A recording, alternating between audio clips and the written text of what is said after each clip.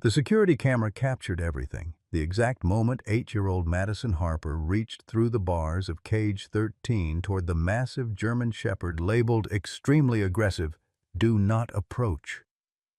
Shelter manager Janet Morrison dropped her clipboard, papers scattering across the concrete floor as her scream pierced the afternoon calm.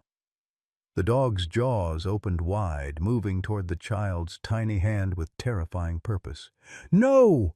Sarah Harper lunged forward, knocking over a water bucket that crashed and rolled. Two volunteers pressed themselves against the wall, one fumbling for her phone with trembling fingers.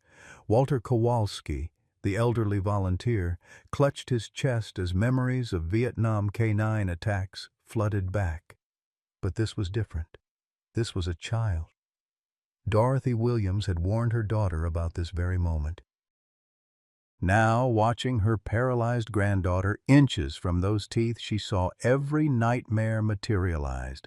Frank's episodes, his violence before the end, history repeating in devastating clarity. "Code Red! Everybody back!" Janet's training kicked in despite her terror. But what happened next defied every protocol, every expectation, every fear in that shelter. Leave a like and share your thoughts in the comments along with the city you're watching from now. Let's continue with the story. 6 months before that terrifying moment in the shelter, the Harper family lived in a modest duplex on Elm Street in Willowbrook, California. The morning sun streamed through lace curtains that Dorothy Williams had sewn 40 years ago, casting delicate shadows across the hardwood floors where Madison Harper once practiced her pirouettes. Now those same floors bore the scuff marks of wheelchair wheels, a daily reminder of how dramatically their lives had changed. Madison had been the rising star of Willowbrook Ballet Academy, her natural grace and determination earning her the lead in the spring recital. At 8 years old, she possessed the kind of talent that made instructors whisper about Juilliard and professional companies. But on a rainy January evening, a drunk driver ran a red light, crushing those dreams along with her spine. The doctors had been frank. She would never walk again, let alone dance. Sarah Harper, 35 and single, worked as an ICU nurse at Willowbrook General. She'd thought she understood trauma, having witnessed countless tragedies during her 12-hour shifts. But nothing had prepared her for seeing her own daughter trapped in twisted metal, or for the mounting medical bills that now topped $250,000. The insurance company found every excuse to deny claims, calling experimental treatments unnecessary. Sarah had taken on extra shifts, working sometimes 20 hours straight, her eyes ringed with exhaustion that makeup couldn't hide. Dorothy Williams had moved in after the accident, leaving her own home in Riverside to help care for Madison. At 72, she carried herself with the rigid posture of someone who'd survived too much. The depression, a war, and worst of all, watching her husband Frank deteriorate after Vietnam. The man who'd left for war, gentle and laughing, had returned hostile and paranoid, ultimately taking his own life in their garage on a Sunday morning in 1987. Dorothy had found him, and she'd never forgotten the weight of his service weapon in her trembling hands. In a kennel across town, Atlas lived in voluntary isolation. The 4-year-old German Shepherd had once been the pride of Willowbrook Police Department. K-9 Officer Badge number 237, certified in narcotics detection, tracking, and protection. His coat, a striking pattern of black and tan, had gleamed under the fluorescent lights of the station. His partner, Officer Michael Chen, had been more than a handler. They'd been family. They'd shared an apartment, morning runs, and an unspoken language built on trust and dedication.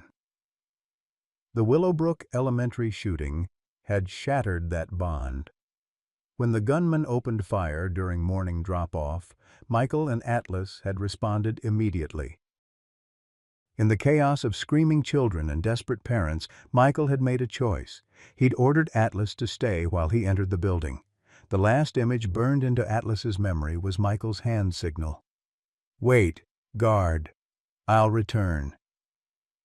Michael never returned. Atlas had found him later, had refused to leave his body despite the rain, the sirens, the hands trying to pull him away. Now, 6 months later, Atlas waited still, aggressive toward anyone who dared approach, unable to accept that some orders could never be completed. The morning of their first visit to the shelter began with Madison's worst therapy session yet. In the sterile rehabilitation room at Willowbrook General, she gripped the parallel bars until her knuckles turned white, willing her legs to respond. Physical therapist Jennifer Chen, no relation to Michael, though the coincidence would later seem like fate, maintained her encouraging smile even as Madison's legs remained stubbornly still. "Let's try once more, sweetie. Remember, tiny movements count too." But Madison was done pretending. She released the bars and fell back into her wheelchair with a finality that made Sarah's heart crack. "I can't. I won't ever walk again, so why are we lying?" The drive home was silent, except for Dorothy's occasional tisking from the back seat. Sarah gripped the steering wheel, searching for words of encouragement that wouldn't sound hollow. As they passed the Willowbrook Animal Shelter, Madison suddenly spoke. "Mom, can we stop?" "Please?" "Honey, we need to get home for your medications. I heard the nurses talking. They're putting dogs to sleep tomorrow. Dogs that nobody wants." Madison's voice carried a weight no 8-year-old should possess. Just like nobody wants broken kids. Dorothy leaned forward. "Madison Harper, you are not broken, and you are very much wanted." "Then why did Daddy leave after the accident?" The question hung in the air like smoke. Sarah pulled into the shelter parking lot, her hands trembling. "1 hour, baby, that's all." Inside, the shelter smelled of disinfectant and kibble, with an underlying note of sadness that seemed to permeate the concrete walls. Janet Morrison, the shelter manager, greeted them with practiced warmth that genuine concern quickly replaced when she noticed the wheelchair. "Oh, sweetheart, of course you can meet our dogs. We have some wonderful, gentle ones who love children." They moved through the main adoption area, where dogs pressed eager faces against chain-link gates. A golden retriever named Buddy licked Madison's fingers through the bars, making her giggle for the first time in weeks. A beagle bounced enthusiastically, and an elderly basset hound regarded them with soulful eyes. But Madison's attention kept drifting toward a heavy door marked "Restricted Access, Staff Only." From beyond that door came a sound that made everyone pause. A deep, mournful howl that seemed to carry all the world's grief. "What's back there?" Madison asked. Janet's smile tightened. "Oh, that's just our isolation area. Nothing to see, really." But Madison was already wheeling toward the door. "He sounds hurt." "He's not hurt, sweetheart. He's just difficult." The howl came again, longer this time, and Madison's eyes filled with tears. "He sounds like I feel inside." Sarah knelt beside her daughter's chair. "Oh, baby, some dogs aren't safe. Please, Mom, just let me see him. I promise I'll be careful." Dorothy huffed. "This is ridiculous. The child doesn't need to see some vicious animal." But Janet, studying Madison's face, made a decision that would change everything. "All right, but you stay back from the cage. Understand? This dog, he's been through trauma." The restricted area was dimmer, quieter. They passed several empty kennels before reaching the last one, where shadows seemed to gather more thickly. The cage held a note in red marker. "Atlas, K9 Unit 237, extremely aggressive. Do not approach. Scheduled for evaluation." At first, Madison could only see a dark shape in the corner. Then Atlas emerged from the shadows, and even Dorothy drew a sharp breath. He was magnificent and terrifying, 85 pounds of muscle and alertness, his coat still maintaining its official gleam despite months of grief. His amber eyes fixed on them with an intensity that made Janet step protectively in front of Madison's wheelchair. "This is Atlas," Janet said softly. "He was a police dog. His handler died in the Willowbrook Elementary shooting. He's been here 6 months and he won't let anyone near him. We've tried everything. Professional trainers, behavior specialists. He's just broken." Atlas's hackles rose as they watched, a low growl rumbling from his chest. But Madison wasn't looking at his bared teeth or rigid posture. She was looking at his eyes, eyes that held the same desperate loneliness she saw in her own mirror each morning. Without warning, she began to hum. The melody was soft, almost whispered. "Amazing Grace." Sarah recognized it as the song Madison used to hum before recitals, a calming ritual that had become painful since the accident. Atlas's growl faltered. His ears, which had been pinned back in warning, slowly rotated forward. He took one hesitant step out of the corner, then another, his massive head tilting as if trying to capture a memory. "Madison, don't move," Janet whispered urgently. But Madison kept humming, her small voice carrying the familiar hymn through the concrete corridor. Atlas approached the cage front, his movements careful, almost reverent. When he reached the bars, he did something that made Janet gasp. He sat. Not the aggressive crouch he'd maintained for 6 months, but a proper sit, the kind Officer Chen had commanded hundreds of times. Then Atlas did something even more extraordinary. He closed his eyes and let out a soft whine that sounded almost like singing, as if trying to join Madison's humming. "Dear God," Dorothy breathed, her hand finding Sarah's arm. Madison slowly wheeled closer, ignoring Janet's strangled protest. When she was just inches from the cage, she stopped humming and spoke. "Hi, Atlas. I'm Madison. I know you're sad. I'm sad, too. My legs don't work anymore, and everyone looks at me like I'm broken. But maybe broken things can still be friends?"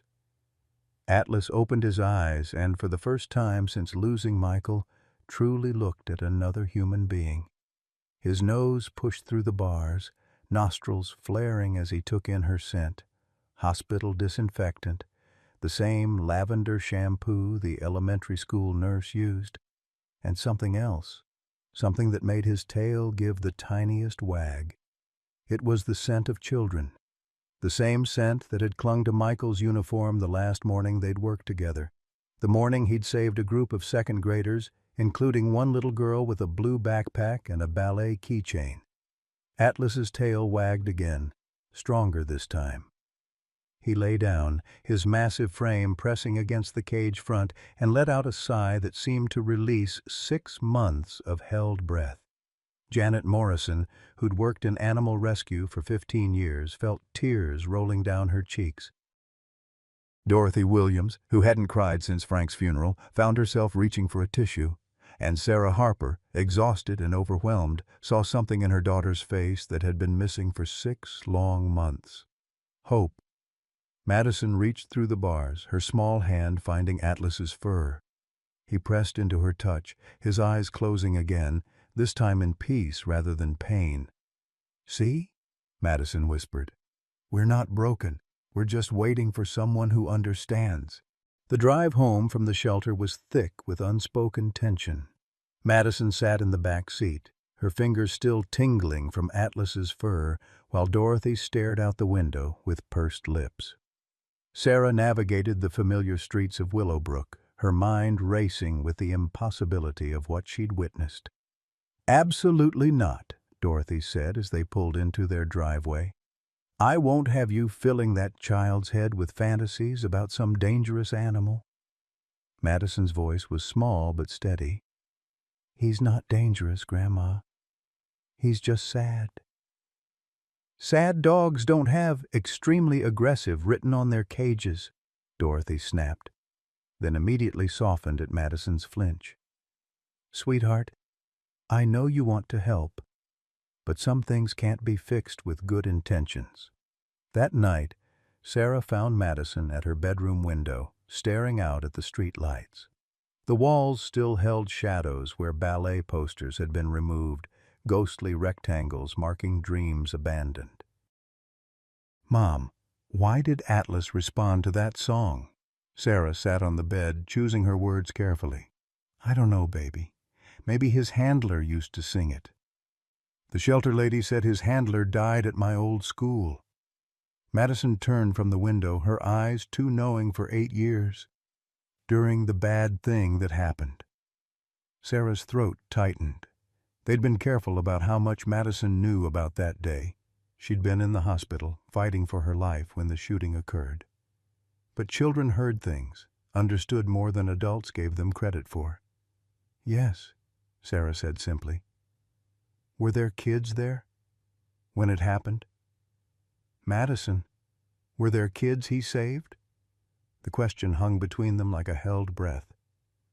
Sarah thought of the newspaper clippings hidden in her dresser drawer, the ones she'd saved without really knowing why. Officer Michael Chen's face smiling from the memorial coverage, Atlas beside him in happier times. "Yes."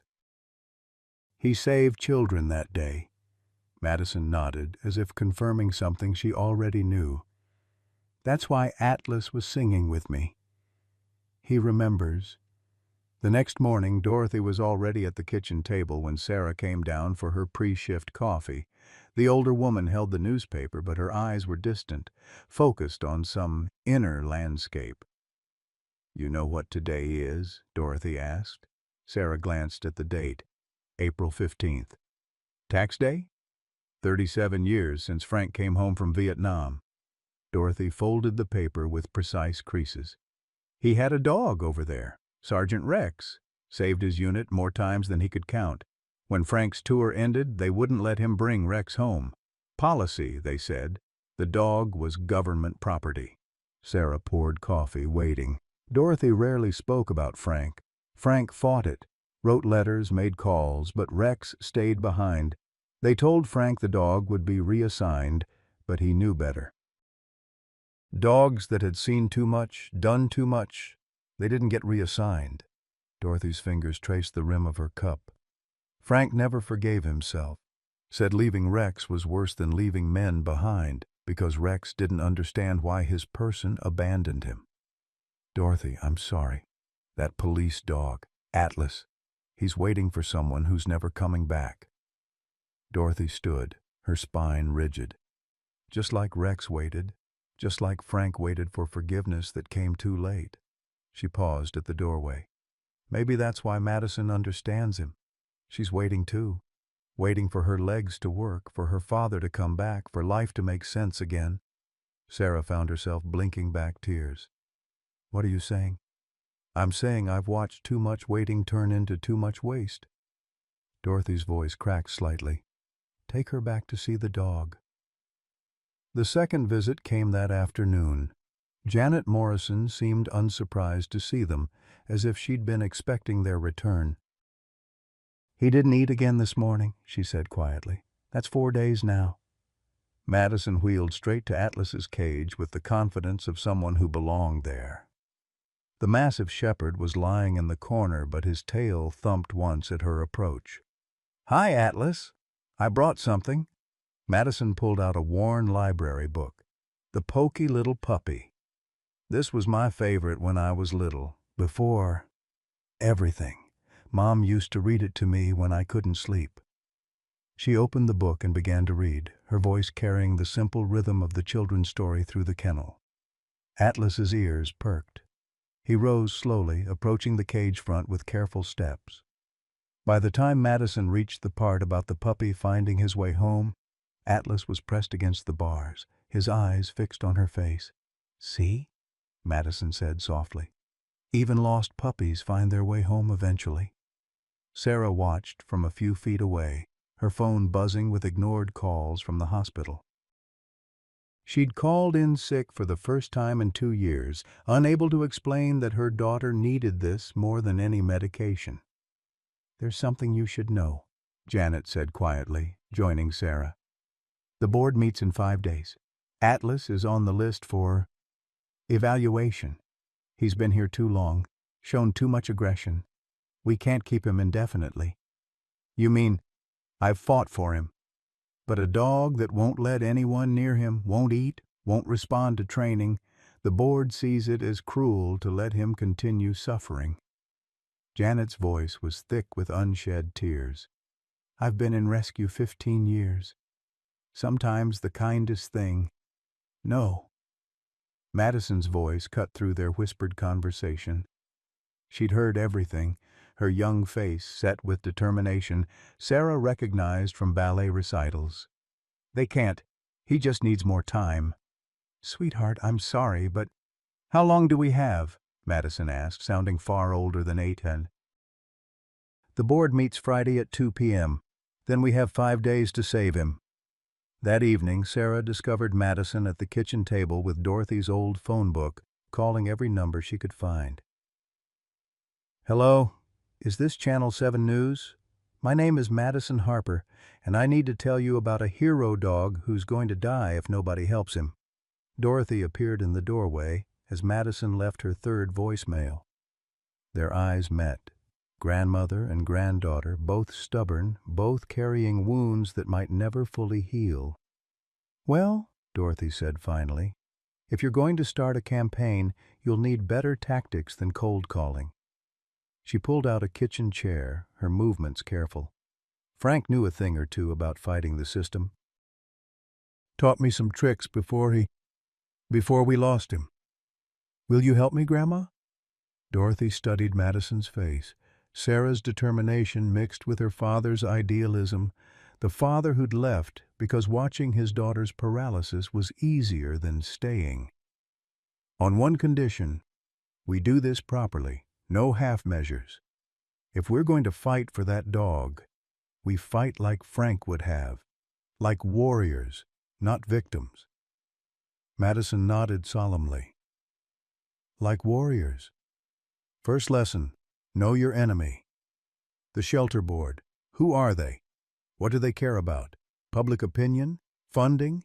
Political pressure? Dorothy pulled out a yellow legal pad. Second, allies. Who else cares about police dogs? Veterans? Other officers? That nice Walter from next door? Isn't he always wearing that Vietnam veteran cap? As grandmother and granddaughter bent over their battle plans, Sarah felt something shift in the air of their small kitchen. For months, this house had felt like a tomb, quiet, grieving, full of things unsaid. Now, with Dorothy sketching strategies and Madison taking notes with fevered intensity, it felt alive again. Later that night, Sarah found the newspaper clippings she'd hidden.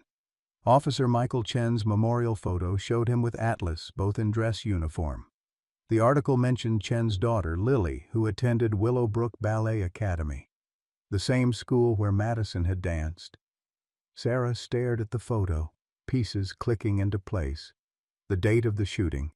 Madison's blue backpack with the ballet keychain found at the scene. The reason she'd been at the elementary school that morning, early drop-off before ballet practice. Her phone rang. Janet Morrison's name appeared on the screen. Sarah, I'm sorry to call so late, but I checked our records. That scent Atlas responded to today. I think I know why. I pulled the incident report from that day. Officer Chen's last radio transmission mentioned getting children to safety, children from the before-school program. Janet paused. Madison was there that day, wasn't she? She was one of the children he saved. Sarah closed her eyes, remembering the chaos of that morning, dropping Madison off, the normal routine shattered by sirens, the principal's call that Madison was safe but traumatized. In the horror of the accident that followed weeks later, the shooting had become just another layer of tragedy. Yes, Sarah whispered. She was there. Then Atlas didn't just respond to any child today. He responded to her specifically. He remembers her scent from that morning, from Michael. Outside Madison's room, Sarah paused. Her daughter was humming Amazing Grace again, the melody drifting through the door like a prayer. Somewhere across town, in a cold kennel, a grieving dog waited for a partner who would never return. And in between them, the invisible threads of connection pulled tighter, loss to loss, hope to hope, one broken soul recognizing another in the darkness. The campaign to save Atlas began with the unexpected alliance between Dorothy Williams and Walter Kowalski. Sarah watched from her kitchen window as her mother-in-law marched across the lawn at 7 in the morning, legal pad in hand, to knock on their neighbor's door. Walter, 81 years old and usually gruff as sandpaper, opened the door in his bathrobe and Vietnam veteran cap. "Dot, everything all right?" "No, Walter. Everything is not all right." Dorothy's voice carried across the quiet street. "There's a service dog about to be destroyed, and my granddaughter has decided to save him. I need to know, are you going to help, or are you going to water your petunias while another soldier gets left behind?" Sarah couldn't hear Walter's response, but she saw him step aside to let Dorothy in. 30 minutes later they emerged together, Walter now dressed in his army jacket despite the warm California morning. Madison was already at the kitchen table, having maneuvered herself from bed to wheelchair with the fierce independence she'd developed since the accident. She'd covered the table with printed pages, news articles about Atlas and Michael Chen, shelter policies, contact information for every animal rights organization in California. "Mom, did you know there's a law about military dogs, the Robbie Law? It says they can be adopted after service." She looked up, eyes bright with hope. Atlas was a police K-9. That's like military, right? "I don't think it works quite the same way, baby." "But he served. He protected people. Doesn't that count for something?" Before Sarah could answer, Dorothy and Walter entered through the back door. Walter's weathered face was grim as he studied Madison's research. "You're fighting for the shepherd," he said. It wasn't a question. Madison nodded. "He saved kids at my school. He lost his person. He shouldn't die because he's sad." Walter was quiet for a long moment, then pulled out a chair with careful movements. "In '71, I had a dog named Duke, German Shepherd, like your Atlas. Best nose in the unit, could smell an ambush from half a click away." His fingers traced the wood grain of the table. "When my tour ended, they said Duke would be reassigned. I knew what that meant. Dogs that had seen too much action, gotten too attached to one handler. They didn't reassign those dogs." "What did you do?" Madison asked softly. "I tried everything. Wrote letters, made calls, even tried to smuggle him out in a supply crate." Walter's laugh was bitter. "Got caught, of course. They court-martialed me, sent me home with a dishonorable discharge, later changed to medical. Duke." He stopped, jaw working. "I heard later that Duke wouldn't work with another handler. Wouldn't eat. They put him down 3 weeks after I left." The kitchen fell silent except for the tick of Dorothy's ancient wall clock. 52 years, Walter continued, "and I still dream about him, still wake up thinking I hear him whining outside my door." He looked directly at Madison. "So you tell me what you need, little warrior. I couldn't save Duke, but by God, maybe we can save Atlas." Dorothy placed a hand on Walter's shoulder, a gesture that would have seemed impossible just days ago. "We need media attention, public pressure.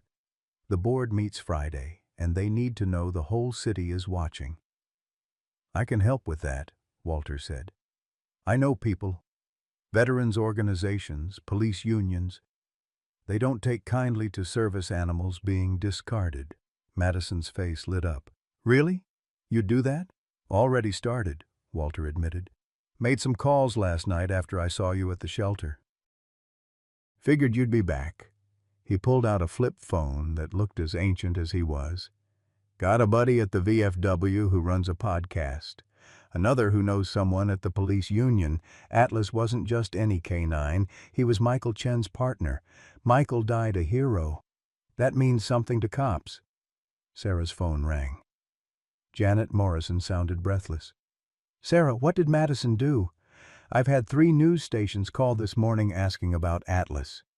She's trying to save him." "Well, she's certainly got people's attention. The shelter's voicemail is full. The board chairman called me at home, which never happens." Janet paused.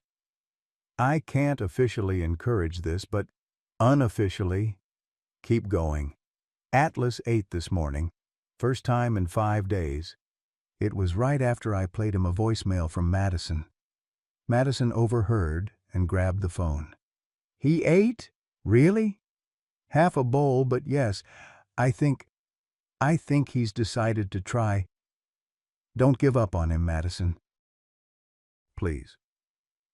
By noon, their small duplex had transformed into a command center. Walter had summoned what he called the cavalry, a group of veterans from his VFW post, all eager to help once they heard about a service dog in danger. Dorothy managed them like a general, assigning tasks with the efficiency of someone who'd run military spouse support groups for decades. "Henderson, you take social media. Your grandson showed you Facebook, right? Martinez, call your daughter at the newspaper. Thompson, isn't your son-in-law a lawyer? We need to know our legal options." Madison watched in amazement as adults who usually moved with the careful slowness of age now bustled with purpose. Mr. Henderson, who needed a walker most days, was typing on his phone with surprising speed. Mrs. Martinez, who'd lost her son in Afghanistan, made call after call with tears streaming down her face. "This is what Frank would have done," Dorothy told Sarah quietly. "He always said the worst part about coming home wasn't the nightmares or the anger. It was feeling useless, having all that training, all that purpose, and nowhere to put it." She watched Walter directing 2 other veterans to set up a phone bank. These old soldiers needed a mission. Madison gave them one. Sarah had to leave for a shortened shift at the hospital, but she couldn't focus on her patients. Her phone buzzed constantly with updates. A Facebook page called Save Atlas had gained 3,000 followers in 2 hours. The hashtag #JusticeForAtlas was trending locally. A prominent animal rights lawyer had offered pro bono services. During her break, Sarah pulled up the page on her phone. The profile picture was one someone had taken that morning. Madison reading to Atlas through the cage bars, both focused entirely on each other. The comments scrolled endlessly. "This is heartbreaking. That poor dog gave everything for his partner. My dad was a canine officer. Those dogs never forget, never stop waiting. If that shelter kills this hero, I'll never donate again. Look at that little girl's face. She understands him because she's broken too." That last comment made Sarah's eyes burn. She scrolled past dozens of shared memories. People talking about their own service dogs, their own losses, their own battles with systems that didn't seem to care about sacrifice. Her phone rang. An unknown number. "Mrs. Harper, this is Lily Chen, Officer Chen's daughter." The voice was young, tentative. "I saw the news story about Atlas and your daughter. Is it true? Was Madison at the school that day?" Sarah's throat tightened. "Yes. She was in the before-school program. My dad, in his last radio call, he mentioned getting the ballet students to safety. Madison takes ballet, doesn't she? Or..." "She did? She did, yes. At the academy." There was a long pause. "I still go there. I dance because Dad loved watching me. He used to bring Atlas to my recitals sometimes. Atlas would sit in the back, so proper and proud." Lily's voice broke. "I tried to see Atlas after, but they said he was too dangerous. They wouldn't let me near him. Lily, would you like to come with us tomorrow to see him?" "Could I? Really?" The hope in her voice was painful. "I have something of Dad's. His challenge coin. I've carried it everywhere, but maybe Atlas should have it." After Sarah hung up, she sat in the hospital break room, overwhelmed by the threads connecting all these broken people. Madison and Lily, two girls who'd lost different things to the same tragedy. Atlas and Walter's Duke, service dogs abandoned by the systems they served.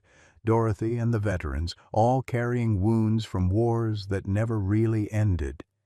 That evening, Sarah returned home to find their modest living room transformed into a media center. Madison was in the middle, conducting an interview with a local news crew, Dorothy standing protectively behind her wheelchair. "People think Atlas is aggressive," Madison was saying, her young voice steady despite the cameras. "But he's not. He's loyal. He's waiting for Officer Chen to come back just like I waited for my legs to work again.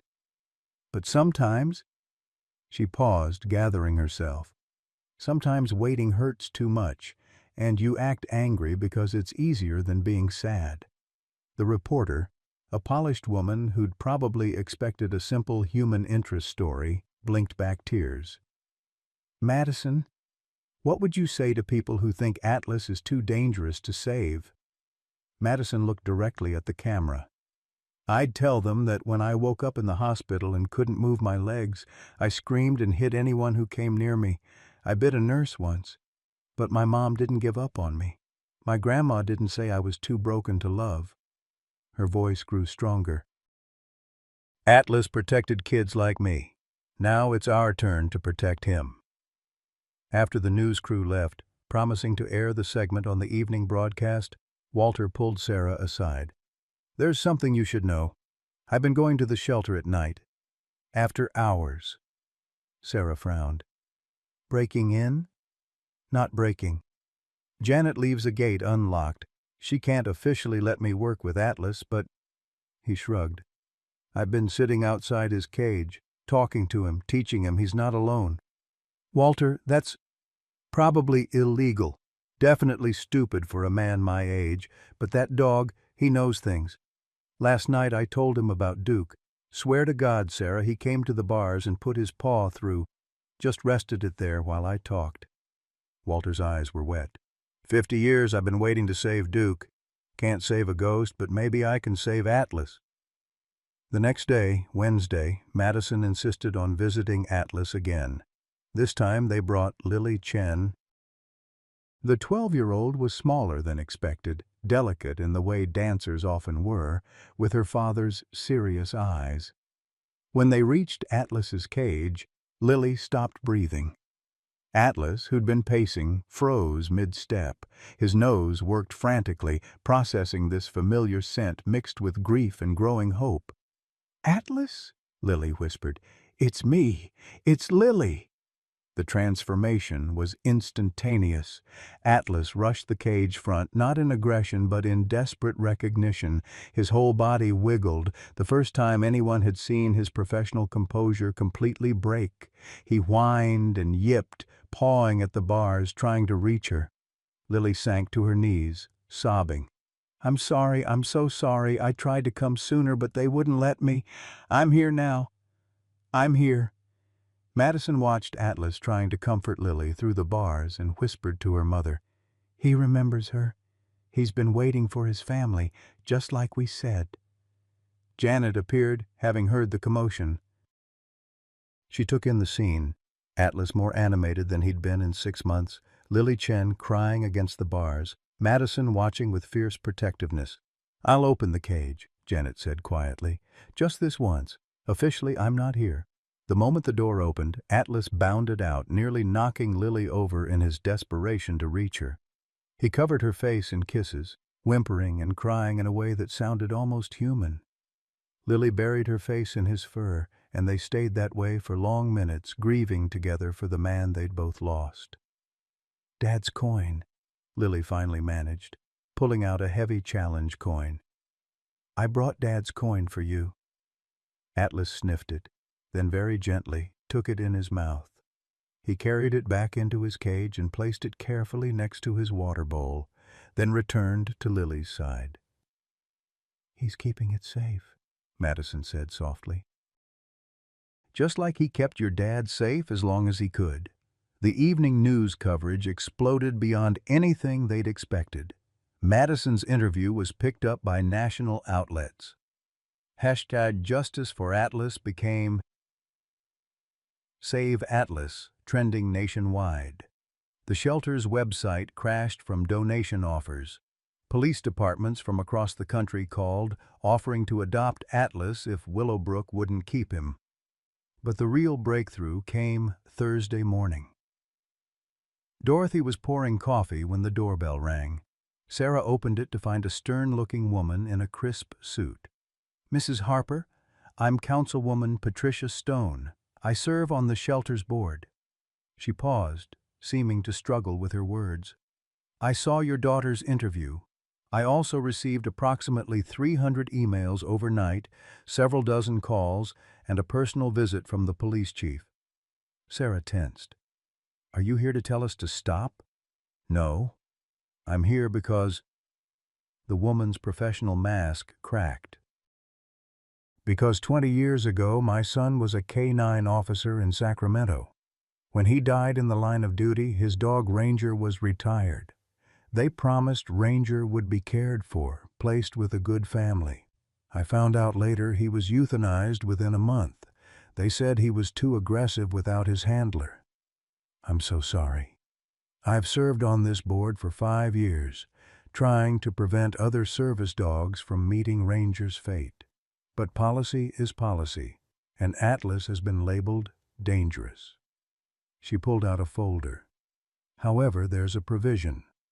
If a certified trainer can demonstrate that the dog poses no threat, if there's a suitable adoptive family willing to take responsibility, and if there's community support, the board can make an exception." Sarah's heart leaped. "We have all of that. The community support is obvious. Madison's family would adopt him in a heartbeat. And Walter, our neighbor, he's worked with military dogs. Is he certified?" Sarah's hope crashed. I don't know." "Then you have 24 hours to find someone who is—" "The board meets tomorrow at 2. If you can present a certified trainer's assessment and a solid adoption plan, I'll fight for Atlas. But I'm only one vote. You'll need to convince at least 3 others." After the councilwoman left, Sarah found Madison in the backyard with Dorothy and Walter planning their final push. She delivered the news about needing a certified trainer, watching hope dim in their eyes. "I know someone," Walter said suddenly. "Marcus Rodriguez. Trained dogs for the Marines, works with the police now.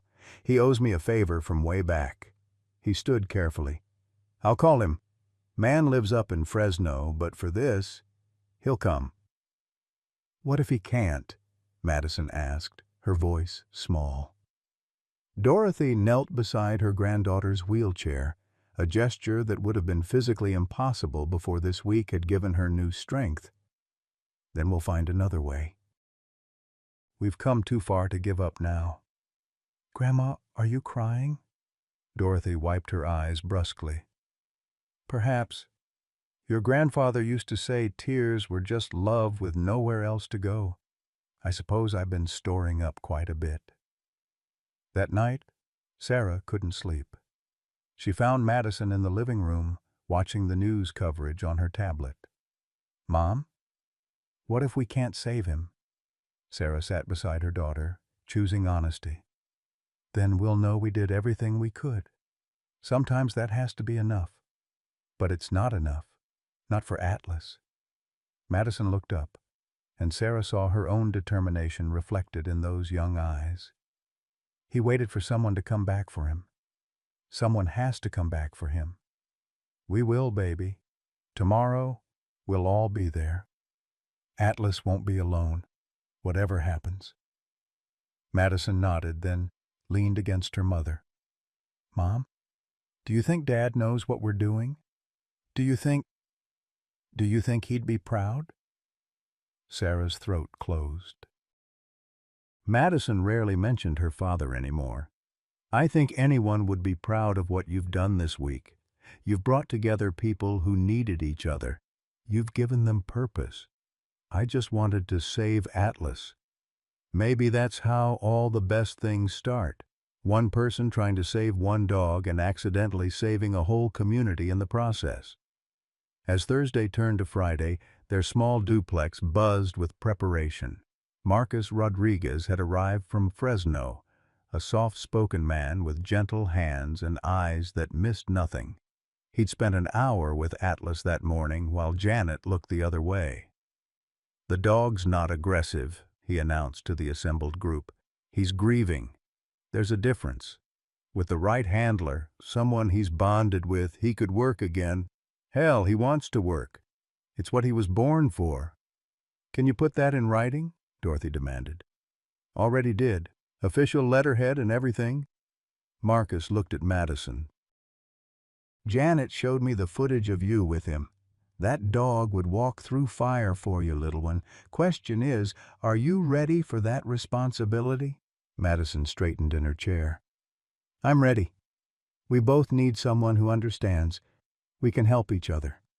"Then God help anyone who tries to separate you two," Marcus said with a slight smile. "I've seen military teams with less loyalty." The shelter board meeting was scheduled for 2 p.m. By 1:30, the parking lot was overflowing. Veterans in uniform, police officers off duty, families with children, people with their own rescued dogs, all had come to support Atlas. News vans lined the street. Inside the meeting room, 5 board members sat behind a long table, looking overwhelmed by the crowd squeezing into every available space. Patricia Stone caught Sarah's eye and nodded slightly. The board chairman, a nervous man named Harold Fleming, called for order. "We're here to discuss the status of Atlas, K9 badge number 237. The floor is open for public comment." What followed was an hour of testimony that left no dry eyes in the room. Veterans spoke of dogs who'd saved their lives. Police officers described the bond between K9 and handler. Parents told stories of Officer Chen's sacrifice. But it was Madison who silenced the room completely. Dorothy pushed her wheelchair to the front, and Madison spoke without notes, without preparation, just from her heart. "My name is Madison Harper. 6 months ago, I was a dancer. Then a car accident took away my legs. For a long time, I wanted to give up. Everyone looked at me like I was broken, like I'd never be whole again." She paused, meeting each board member's eyes in turn. "Atlas knows what that feels like. He lost his person, his purpose, everything that made sense. People look at him and see aggression. I look at him and see pain. When I hummed to him, he remembered being more than just broken. He remembered being loved." Madison pulled out a folder. "This is Marcus Rodriguez's assessment. This is a petition with 5,000 signatures. This is proof that Officer Chen saved my life and the lives of 14 other children. And this—" She held up a photograph. Atlas and Michael in uniform, both proud and strong. "This is who Atlas really is. Not aggressive, not dangerous, just lost." Her voice grew stronger. "You have a choice. You can follow policy and put down a hero, or you can give him a chance to heal, to serve again, to show that sacrifice means something in this country, that we don't throw away our heroes, human or animal, just because they're hurting." The room erupted in applause. Harold Fleming looked desperately at his fellow board members. Patricia Stone stood. "I move to grant an exception for Atlas, allowing immediate adoption by the Harper family pending successful completion of a behavioral rehabilitation program." "I second," said another member immediately. The vote was 4-1, Fleming being the lone holdout. As the gavel fell, confirming Atlas's reprieve, the room exploded. Madison burst into tears. Dorothy hugged Walter. Sarah felt her legs give out, saved from falling by Marcus's steady hand, but the real celebration waited at the shelter. Janet had Atlas ready, his cage door open. When Madison rolled in, followed by what seemed like half of Willowbrook, Atlas stepped out cautiously. Then he saw her. This time, There were no bars between them. Atlas approached slowly, as if afraid she might disappear. When he reached her wheelchair, he sat perfectly, looking up at her with those amber eyes that had seen too much. "Hi, Atlas," Madison whispered. "Ready to come home?" In response, Atlas did something that made even Marcus gasp. He stood, placed his paws carefully on Madison's footrests, and stretched up to rest his head in her lap.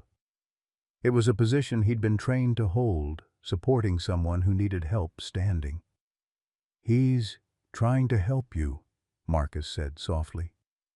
"He knows you can't walk. He's offering to be your legs." Madison wrapped her arms around Atlas's neck, and for a moment they just held each other, two wounded souls who'd found their way through the darkness. "We're going home," she whispered into his fur. "Both of us. Forever." As Sarah watched her daughter and Atlas together, surrounded by a community that had rallied to save them both, she realized something profound. Sometimes the most broken things, when brought together, don't just heal. They become whole in ways they never were before. Atlas had waited for someone to come back for him. Madison had been waiting to feel whole again. In the end, they'd saved each other. The celebration at the shelter was short-lived. As Sarah helped Madison into their van, Atlas loaded carefully beside her. She noticed her daughter's face had gone pale. Madison's hand trembled as she reached for Atlas, and when she spoke, her voice was barely a whisper. "Mom, my head hurts." Those 3 words sent ice through Sarah's veins.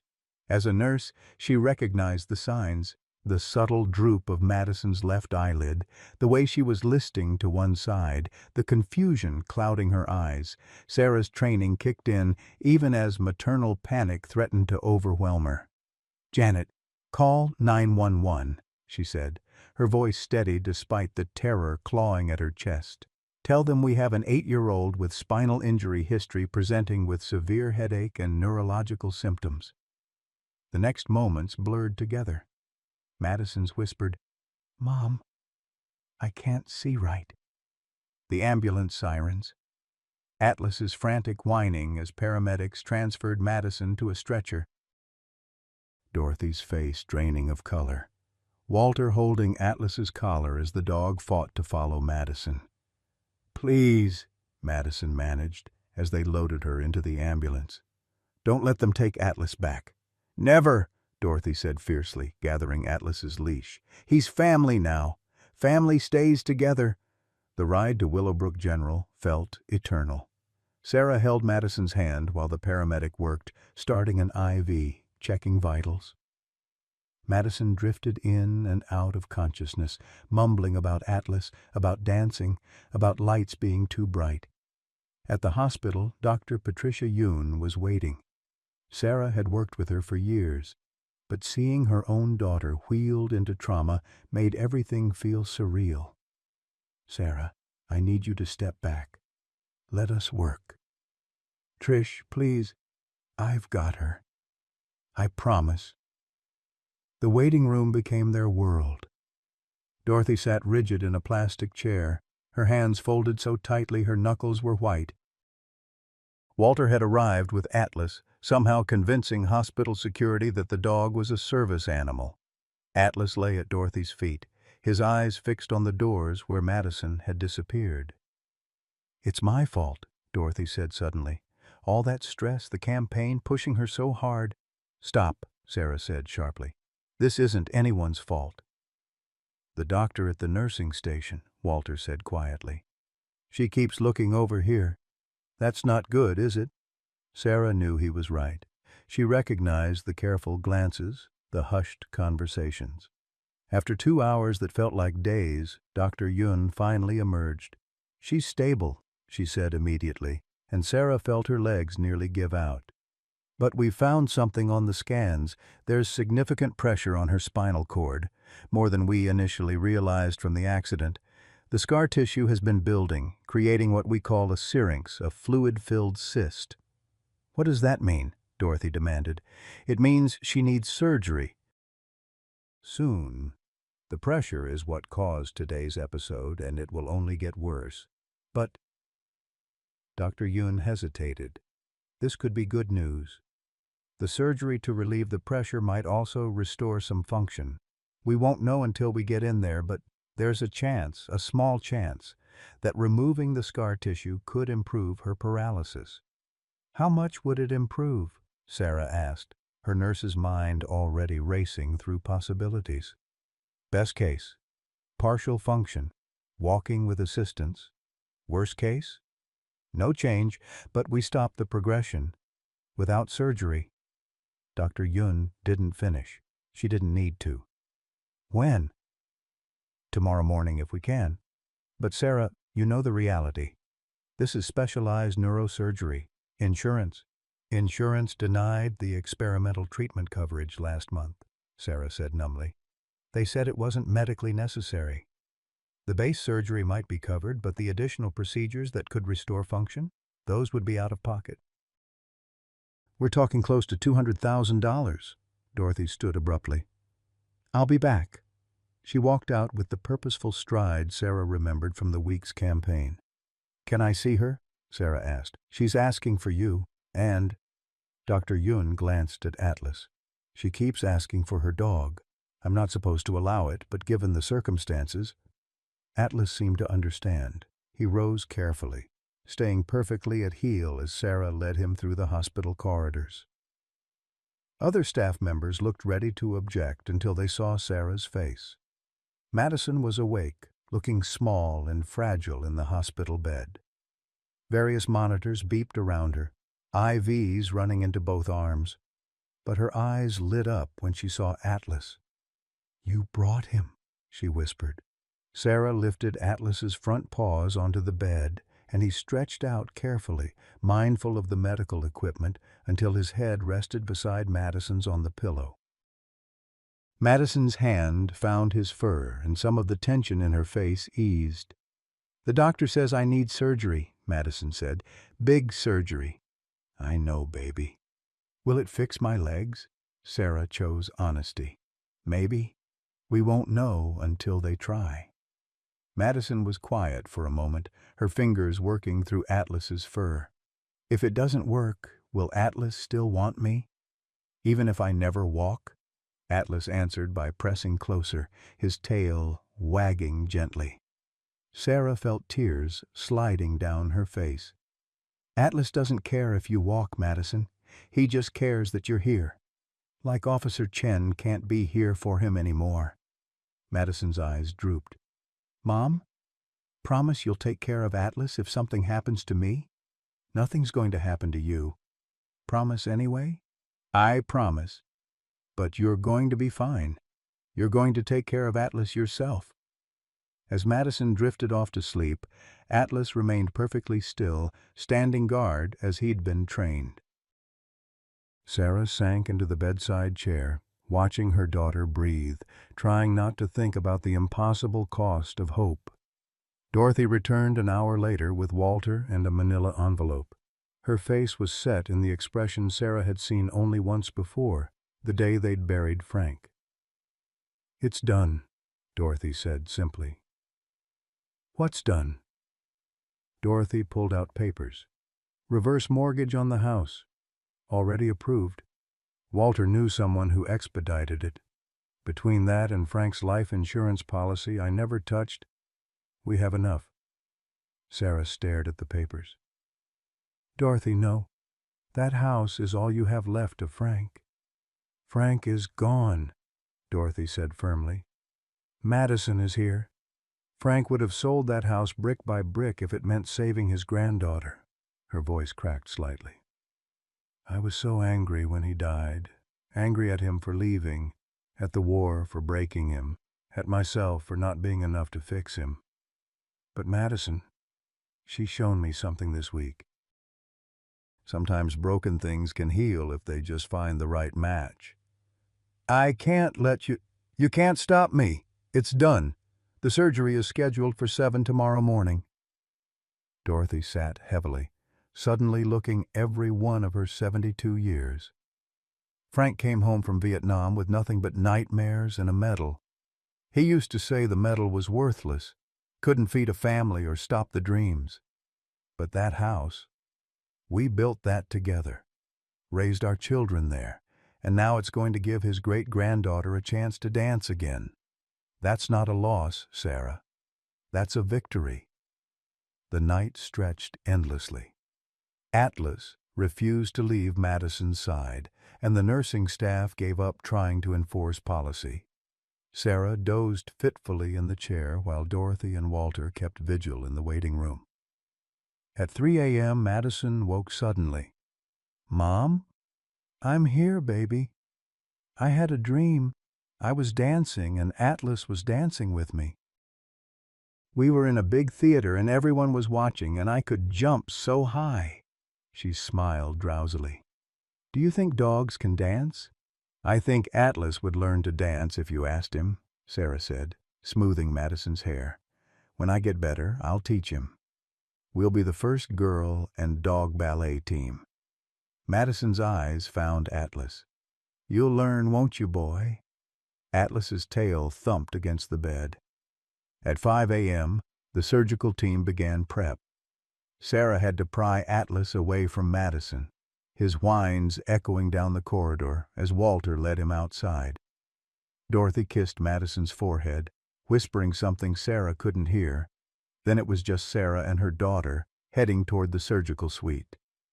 "Mom," Madison said as the anesthesia began to take effect. "Tell Atlas I'll see him soon. Tell him to wait for me, like he waited for Officer Chen.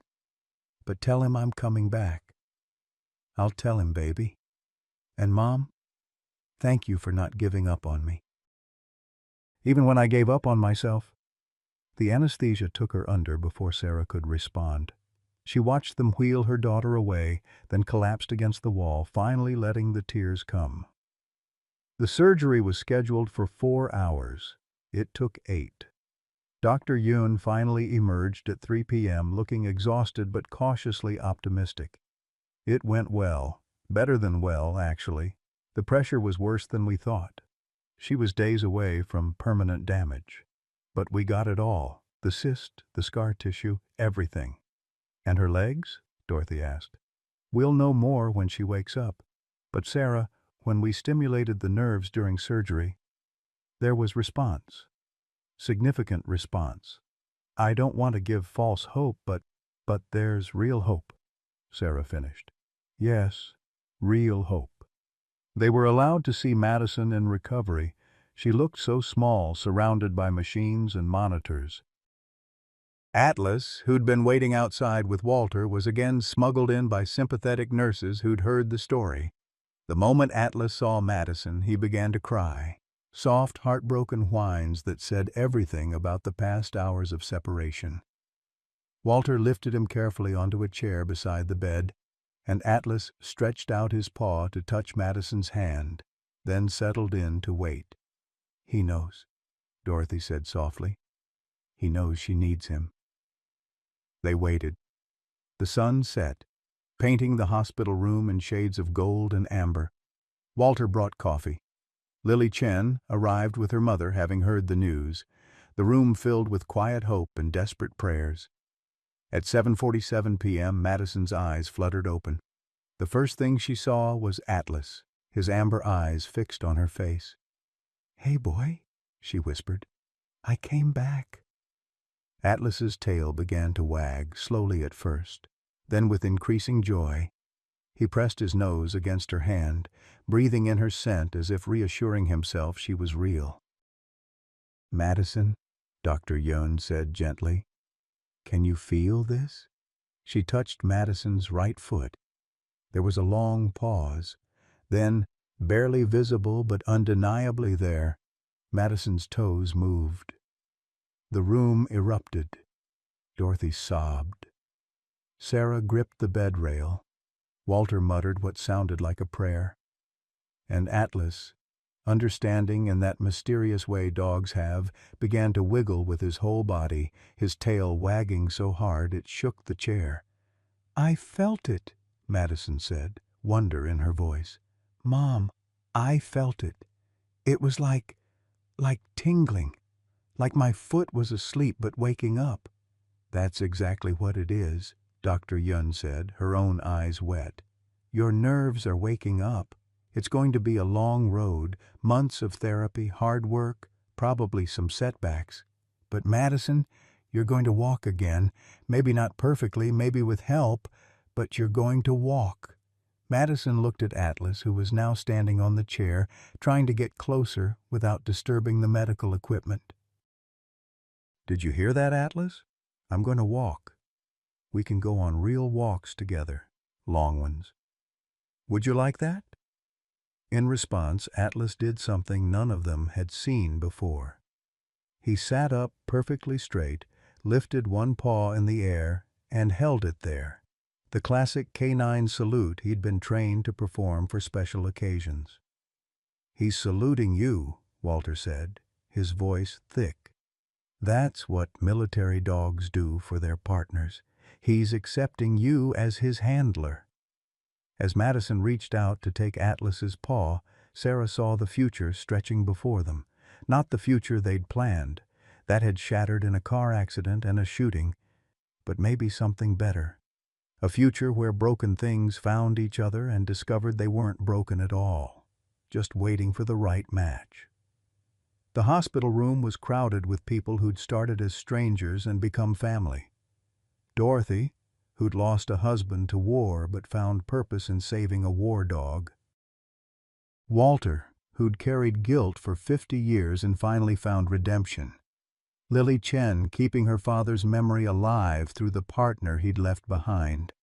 And at the center of it all, a little girl and a grieving dog who'd taught them all that love wasn't about being whole, it was about being willing to heal together. Outside the window, the lights of Willowbrook twinkled like stars. Somewhere in the city, the news was spreading. The girl who couldn't walk and the dog who wouldn't trust had saved each other. It would make headlines, inspire donations, change policies, but in that hospital room, none of that mattered. All that mattered was Madison's hand in Atlas's fur, the steady beep of monitors confirming life and hope, and the quiet certainty that tomorrow, whatever it brought, they would face it together. The 3 days following Madison's surgery tested every ounce of strength the Harper family possessed. While the initial toe movement had sent waves of joy through the hospital room, the reality of recovery proved far more challenging than anyone had anticipated. Madison woke on the 2nd day screaming. The nerve regeneration Dr. Yun had warned them about felt like fire racing through her legs. Sensation returning after months of numbness brought not relief but agony. Sarah held her daughter as she sobbed, Atlas whimpering helplessly beside the bed. "Make it stop, Mom. Please make it stop." Dr. Yun adjusted pain medications, but she was frank in her assessment. The pain means the nerves are reconnecting. It's actually good news, but I know that's hard to believe right now. "Good news?" Madison gasped between sobs. "It feels like my legs are being stabbed with needles." "I know, sweetheart." "But would you rather feel pain or nothing at all?" Madison buried her face in Atlas's fur, her answer muffled but clear. "I don't know anymore." The physical therapy team arrived that afternoon for the first assessment. Marcus Rodriguez had stayed in town, working with Atlas on specialized commands that could help support Madison. But when therapist Jennifer Walsh tried to test Madison's range of motion, the screams that erupted sent Atlas into protective mode. He positioned himself between Madison and Jennifer, not aggressive but immovable, his message clear: no one was hurting his person. "Atlas, it's okay," Madison whimpered, but her words lacked conviction. She didn't think it was okay. Nothing about the burning, stabbing, relentless pain was okay. Sarah watched her daughter's hope crumble with each agonizing session. The joy of sensation returning was drowning in the reality of what recovery actually meant. That night she found Madison staring at the ceiling, tears streaming silently down her face. I thought it would be different, Madison whispered. In the movies, people just wake up and walk. I can feel my legs, but I can't make them work right. And it hurts so much, Mom. What if I went through all this and I still can't walk? Then we'll figure it out together, Sarah said, though her own faith was wavering. The bills were already arriving. Even with Dorothy's sacrifice, the costs were mounting. Specialized equipment, months of therapy, modifications to their home. How could she ask her daughter to endure such pain with no guarantee of success? Dorothy found them there at midnight, 3 generations of Harper women facing an uncertain future. The older woman studied her granddaughter's tear-stained face and made a decision. "Enough crying," she said briskly. "Madison Harper, do you know why I fell in love with your grandfather?" Madison shook her head, confused by the apparent change of subject. "He was the worst dancer I'd ever seen, 2 left feet and no sense of rhythm. But every Friday night at the USO dance, he'd ask me to dance anyway. He'd step on my feet, bump into other couples, apologize the whole time, but he never stopped asking, and he never stopped trying." Dorothy's eyes grew distant. "One night, I asked him why he kept dancing when he was so terrible at it. Do you know what he said?" "What?" Madison asked, despite herself. "He said, because the alternative is sitting alone at the side of the room, watching everyone else live their lives." Then he spun me, badly, and added, "Besides, every once in a while I get a step right, and those moments are worth all the stumbles." Dorothy reached out and took Madison's hand. "Your grandfather came home from war with nightmares that never went away. Some nights he'd wake up screaming, thinking he was back in the jungle. But every morning he got up, he went to work, he raised his family. He danced badly at every wedding and birthday party until the day he died." Her voice cracked. "The pain never went away completely, but he built a beautiful life around it. But what if I can't? Then you can't. But you won't know until you try. And you have something Frank didn't have." Dorothy gestured to Atlas, who was watching them with those intelligent amber eyes. "You have a partner who understands pain and choosing to continue anyway." The next morning brought a surprise visitor. Lily Chen arrived with a worn leather journal. "This was my dad's," she said, offering it to Madison. "He wrote about his training with Atlas. I thought maybe it would help." Madison opened the journal carefully, reading Michael Chen's neat handwriting. "Day 45 with Atlas. He fell during obstacle training today, landed hard on his hip. Vet says he's fine, but I can see him favoring it. Wanted to stop, let him rest.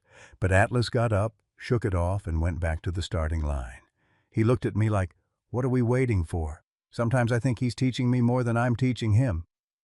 "Your dad sounds nice," Madison said softly. He was.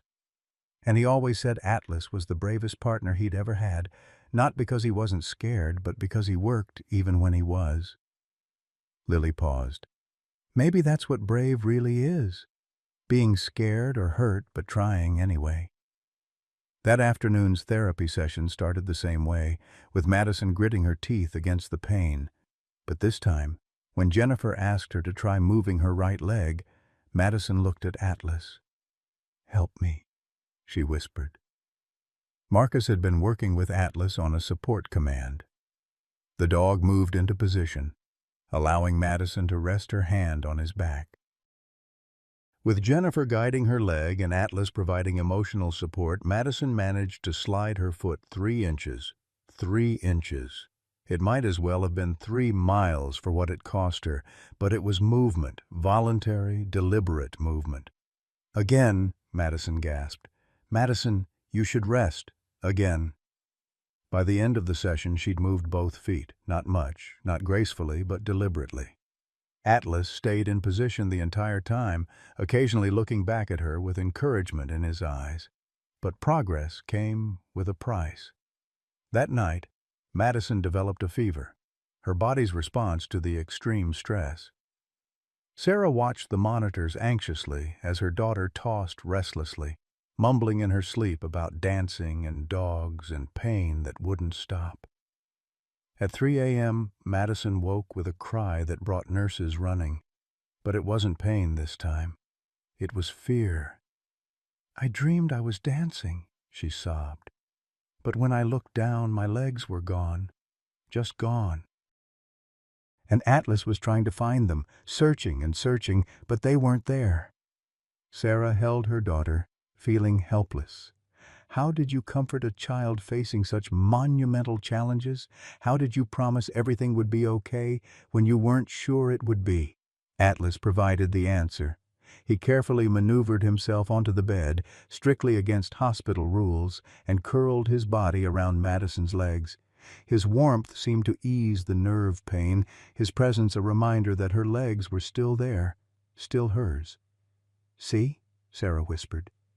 "Atlas found them. They're right there." The fever broke by morning, leaving Madison exhausted but determined. When Jennifer arrived for therapy, Madison was ready.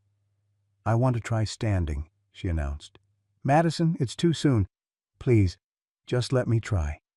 It took 4 people, Sarah, Jennifer, Marcus, and an orderly, to safely support Madison's first attempt. Atlas stood ready, trained to brace if needed. Madison's legs shook violently, muscles atrophied from months of disuse, screaming in protest. She lasted 4 seconds before collapsing, but she smiled. For the first time since surgery, Madison smiled with genuine joy. "I stood," she breathed. "Did you see? I stood." Word of her progress spread through the hospital. Nurses who'd cared for her after the accident stopped by to witness her attempts.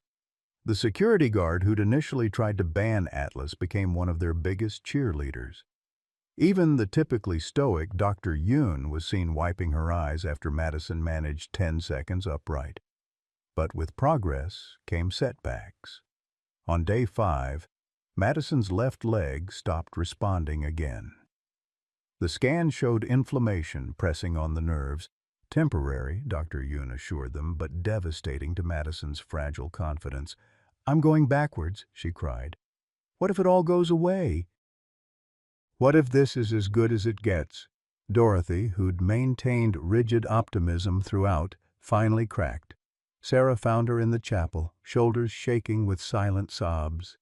"I pushed her," Dorothy gasped. "All that stress with the campaign, fighting for Atlas. What if I caused this? What if my granddaughter never walks because I pushed too hard?" "Stop," Sarah said firmly, echoing Dorothy's own words from days before. Madison fought for Atlas because she recognized a kindred spirit. That campaign, that fight, it gave her purpose when she had none. "You didn't cause this, Dorothy. You helped her remember who she is.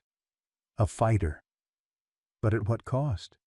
The cost of trying, the cost of hope. Would the alternative be better? Madison safe but spiraling into depression, Atlas euthanized, all of us living in our separate grief." Sarah sat beside her mother-in-law. "Frank would be proud of what you've done. You sold his house to save his great-granddaughter. You brought together a community. You showed Madison that broken doesn't mean worthless." They returned to find Walter sitting with Madison, telling her stories about his own recovery from war wounds. "Took me 3 months to walk again after I got hit with shrapnel," he was saying. 3 months of hell. Wanted to quit every day. But my dog Duke wouldn't let me. He'd bring me my crutches every morning, drop them by the bed, and stare at me until I got up. Dogs know, you see. They know when we need to push and when we need to rest." As if understanding, Atlas nudged Madison's hand with his nose. Tomorrow would bring more therapy, more pain, more tiny victories and crushing setbacks. The road ahead stretched long and uncertain, but tonight a little girl with slowly healing legs rested her hand on a dog with a slowly healing heart, and both knew they wouldn't walk that road alone. The morning of day 36 dawned gray and quiet in Madison's hospital room. Sarah had barely slept, her mind churning over the latest test results. The inflammation had subsided, but Madison's progress had plateaued. She could stand for 30 seconds, move her legs voluntarily, but walking remained elusive. The medical team was starting to use phrases like managing expectations and quality of life with limited mobility. Dorothy sat by the window, clutching something in her hands. She'd been unusually quiet since arriving at dawn, her face carrying the weight of a decision. Even Atlas seemed to sense the shift in atmosphere, lying with his head on his paws, watching Dorothy with those perceptive amber eyes. "Madison," Dorothy said finally, her voice carrying an odd tremor, "there's something I need to show you, something I should have shared weeks ago." She held up a small tablet, her fingers trembling slightly as she navigated to a video file. When the police were investigating the shooting, they released some evidence to the families. I requested Officer Chen's body camera footage. I told myself I needed to understand what happened that day, but truthfully, I couldn't bring myself to watch it until last night. Sarah started to object. Madison didn't need to see something traumatic, but Dorothy held up a hand. "She needs to see this. We all do." The screen came to life, showing the shaky perspective of a body camera. Officer Chen's voice, calm and professional, narrated a routine morning patrol. Atlas was visible at the edge of the frame, alert and ready. Then the first gunshot cracked through the audio, and everything changed. "Shots fired at Willowbrook Elementary." Michael's voice remained steady despite the chaos erupting around him. "Atlas, with me."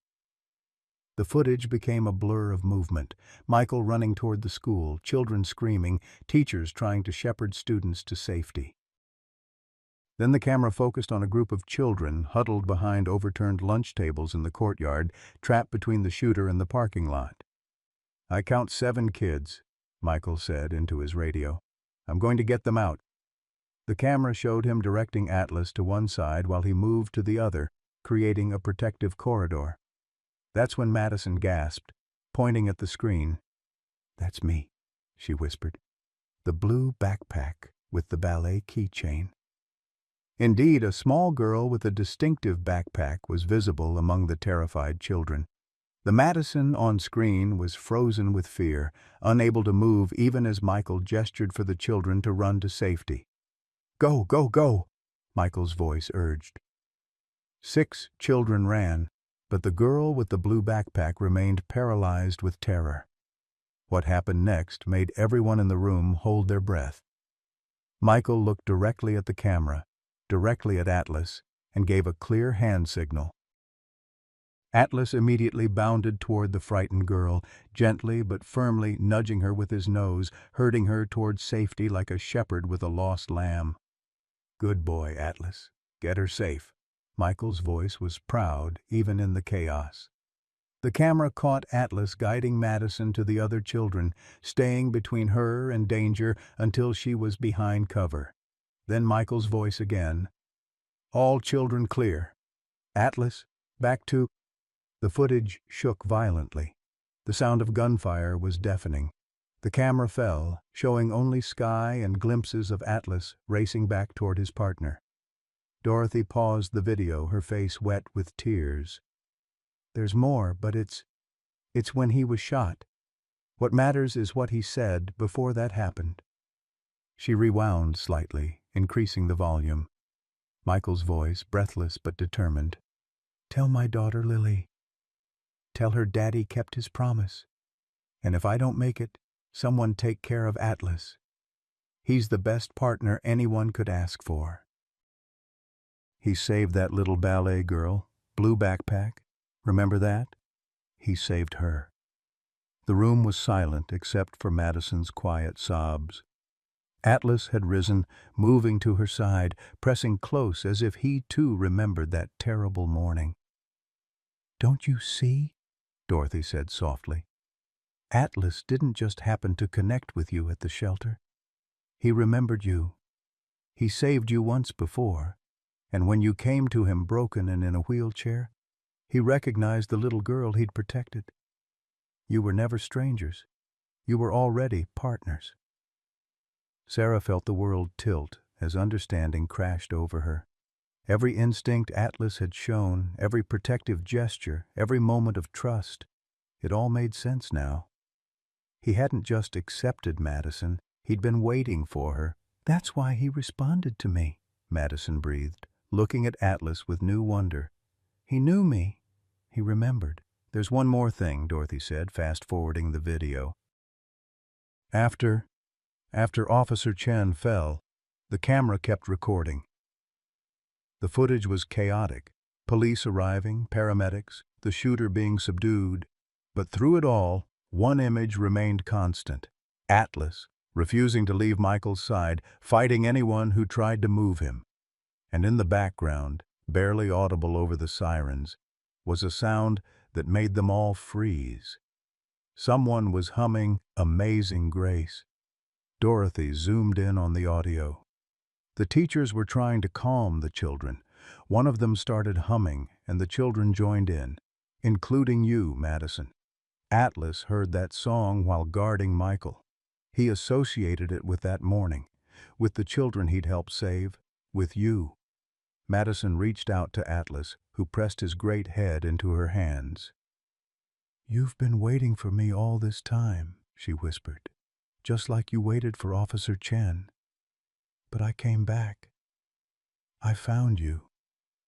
The revelation seemed to shift something in the room. The weight of coincidence, or perhaps fate, settled over them all. Madison straightened in her bed, a new determination in her eyes. "Mom, call Jennifer. I want to try walking again." "Honey, you just tried yesterday. That was before I knew. Atlas saved me so I could live, not just survive. Officer Chen died making sure I had a future. I'm not wasting that." She looked at Atlas. "We're partners, real partners, and partners don't give up on each other." When Jennifer arrived, she found a different Madison, one burning with purpose rather than just enduring pain. The therapy session that followed was grueling. Madison pushed harder than ever before, ignoring Jennifer's suggestions to rest, driven by something beyond physical healing. "Atlas," Madison commanded, using the support position Marcus had taught them. The shepherd moved into place, steady as a rock. Madison gripped his harness, pulled herself up, and for the first time since the accident, took a step. It was barely a shuffle. Her leg dragged. She nearly fell, but her foot moved forward under her own power, and then the other foot followed. "Oh my God," Sarah breathed. "Oh my God, she's walking." "Again," Madison gasped, sweat pouring down her face. "Atlas, forward!" Together, girl and dog moved across the room. 3 steps, 4, 5. Madison's legs shook like leaves in a storm, but Atlas adjusted his pace, his position, supporting her every inch of the way. On the 7th step, Madison's legs gave out. Atlas immediately compensated, helping her controlled fall into her wheelchair rather than onto the floor. They sat there, both panting, Madison's hand tangled in Atlas's fur. "We did it," she whispered. "Atlas, we walked." Dr. Yun, who'd been paged by an excited nurse, stood in the doorway with tears streaming down her face.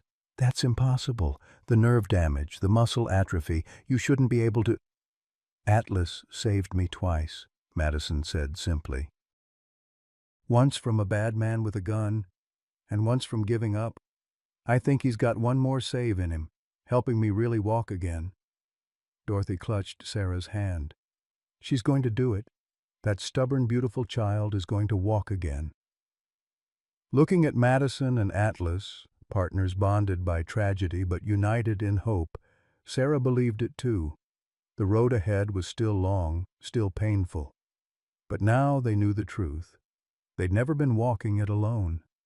They'd been connected by an invisible thread of sacrifice and love since that terrible morning at the elementary school. Officer Michael Chen had saved Madison's life. Atlas had guided her to safety, and now, months later, they were saving each other all over again. The video played one more time at Madison's request, this time focusing not on the tragedy, but on the heroism. Michael's steady voice, Atlas's brave actions, the children saved. And at the end, as Madison practiced standing again with Atlas's support, she hummed Amazing Grace.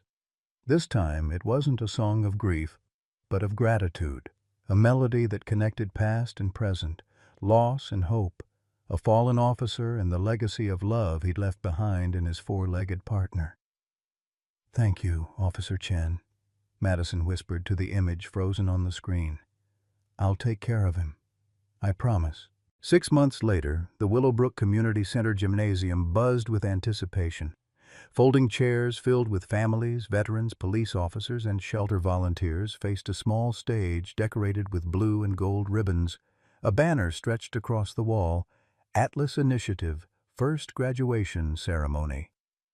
Madison Harper stood at the back of the gymnasium, stood, not sat, adjusting the pink ribbon in her hair one final time. She leaned on forearm crutches, her legs steady if not yet strong, while Atlas sat perfectly at her side in his new service vest. The vest bore 2 patches, one reading Service Dog, the other showing Officer Chen's badge number, 237. "Ready, partner?" Madison whispered. Atlas's tail swished once against the floor, his amber eyes bright with the purpose that had returned to them over these long months of recovery. The music began. Amazing Grace played on a single violin by Lily Chen. As the familiar melody filled the space, Madison and Atlas began their journey down the center aisle. Each step was deliberate, careful, but confident. The audience rose to their feet, many wiping away tears as they watched the little girl who'd been told she'd never walk again make her way forward with her four-legged guardian. Sarah stood in the front row, her scrubs wrinkled from a just-finished shift, her hand clasped tightly in Dorothy's. The older woman stood tall and proud, wearing Frank's service medals on her jacket. Beside them, Walter adjusted his Vietnam veteran cap, his weathered face creased in a smile. When Madison reached the stage, she carefully climbed the 3 steps, a feat that would have been impossible 6 months ago. Atlas stayed close, ready to brace if needed, but Madison made it on her own strength. At the podium, she adjusted the microphone and looked out at the gathered crowd. 6 months ago, I couldn't walk. Atlas couldn't trust. We were both broken by things we couldn't control. Her young voice carried clearly through the gymnasium. But we found each other, and we found all of you. She gestured to the side of the stage where 10 other children sat with their own rescued dogs, each pair a match made through the Atlas Initiative, the program born from one girl's fight to save one dog. Officer Michael Chen died saving children at my school. He saved me. Madison's voice wavered slightly. His last words were about taking care of Atlas. Today we're not just taking care of Atlas. We're continuing Officer Chen's mission, protecting and serving our community, one match at a time. Janet Morrison stepped forward, presenting Madison with a certificate. The Willowbrook City Council officially recognizes the Atlas Initiative as a certified therapy and service dog program. 47 dogs have been saved from euthanasia. 47 children with disabilities or trauma have found partners. And it all started because one brave girl refused to give up. As applause thundered through the gymnasium, Madison knelt carefully beside Atlas. She whispered something in his ear, and together they performed a move they'd practiced for weeks. Madison stood, raised her hand, and Atlas rose on his hind legs, placing his paws gently on her shoulders. For a moment, girl and dog were face to face, partners in the truest sense. The photographer from the Willowbrook Gazette captured that moment. Madison Harper, standing tall on legs that had once been paralyzed, dancing with the German shepherd who'd saved her twice. It would run on the front page with the headline, "Love Heals, the Girl Who Couldn't Walk and the Dog Who Wouldn't Trust." But for Madison, the headlines didn't matter. What mattered was the warm weight of Atlas's paws on her shoulders, the ribbon in her hair that matched her wheelchair's wheels she no longer needed, and the certainty that broken things, when brought together with love, could become whole in ways more beautiful than anyone imagined. "We did it, Atlas," she whispered as the crowd erupted in celebration. "We came back to life." Dear friends, if this story touched your heart, you're not alone. Many of us have known the weight of loss, whether it's losing a beloved pet, watching a grandchild struggle, or feeling forgotten by a world that seems to value only youth and strength. Dorothy's journey reminds us that it's never too late to be someone's hero. At 72, she found purpose not in spite of her age and losses, but because of the wisdom they brought. Like Walter, who carried guilt for 50 years before finding redemption, we all have the power to transform our deepest wounds into our greatest gifts. Sometimes the broken pieces of our lives, the empty house after a spouse passes, the ache of watching grandchildren suffer, the feeling that our best days are behind us, these very pieces can become the foundation for something beautiful.